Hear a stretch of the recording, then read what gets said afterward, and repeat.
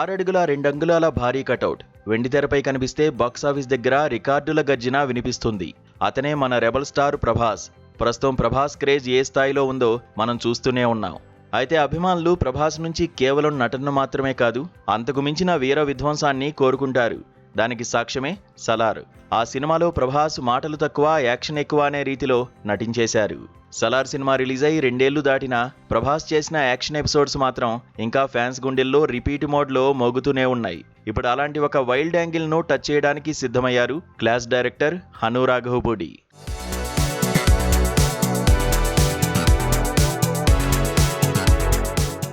సాధారణంగా హను రాఘవపూడి అనగానే మనకు అందాల రాక్షసి, సీతారామం వంటి చిత్రాలు గుర్తొస్తాయి. మెలోడీలు, సున్నితమైన ప్రేమ కథలకు కేర్ ఆఫ్ అడ్రస్ గా నిలిచిన హను ఇప్పుడు ప్రభాస్ కోసం తన రూటు మార్చారు. ఫౌజీ చిత్రంతో తనలోని అసలైన మాస్ డైరెక్టర్ ను పరిచయం చేయబోతున్నారు.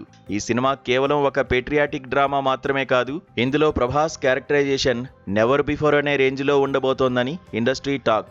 ఒకవైపు సందీప్ రెడ్డి వంగ స్పిరిట్ సినిమాతో ప్రభాస్ను అత్యంత వైల్డ్గా చూపించడానికి సిద్ధమవుతున్నారు.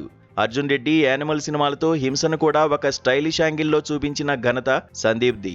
అయితే ఇప్పుడు హను రాఘవపూడి కూడా అదే రేంజ్లో పోటీ పడుతుండడం విశేషం. ప్రతి ఒక్కరికి తెలిసిన విషయం ఏంటంటే హను స్క్రీన్ ప్లే చాలా గ్రిప్పింగ్గా ఉంటుంది.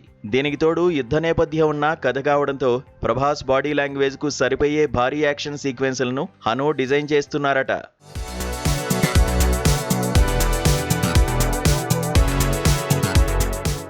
ఇక ఈ చిత్రంలో ప్రభాస్ సరసన ఇమాన్వి ఇస్మాయిల్ నటిస్తోంది. ఇప్పటికే సోషల్ మీడియాలో వైరల్ అవుతున్న వీరిద్దరి పోస్టర్లు చూస్తుంటే సినిమాలో కెమిస్ట్రీతో పాటు ఒక పీరియడ్ ఎమోషన్ కూడా స్ట్రాంగ్ గా ఉంటుందని అర్థమవుతోంది.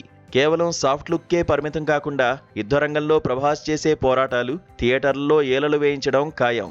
మేకర్స్ ఇచ్చిన లీకుల ప్రకారం ఈ సినిమాలో ఉండే యాక్షన్ సీన్లు హాలీవుడ్ స్థాయిలో ఉంటాయట. హను రాఘవపూడి ఫిల్మ్ మేకింగ్ లో ఉండే visual grandeur, Prabhas mass image తోడైతే బాక్సాఫీస్ దగ్గర విధ్వంసం ఖాయం. ఇప్పటివరకు మనం ప్రభాస్ను ఒక పోరాట యోధుడిగా చూశాం, కానీ ఒక సైనికుడిగా, దేశం కోసం పోరాడే వైల్డ్ మ్యాన్ గా చూడబోతున్నాం.